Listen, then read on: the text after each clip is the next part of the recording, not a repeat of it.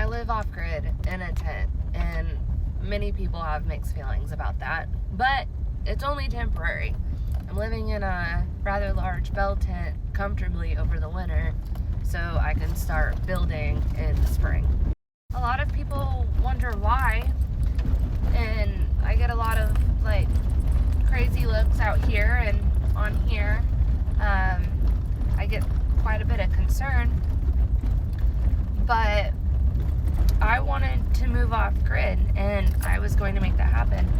I don't have a lot of money, so the money that I do make, I want it to go towards this journey and building up the future that I'm building for myself. So instead of paying rent or somebody else somewhere else, I'm just making that sacrifice right now. If you've been doing your research and learning and watching other off-gridders, you might be familiar with Bush Radical on YouTube. I'm sure a lot of you are. I absolutely love Dave and his wife. They're some of my favorite off-gridders to follow. They both have told their story of when they first moved off-grid. Both of them lived in a tent while they built their structure.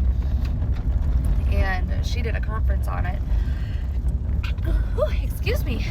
I lost my train of thought.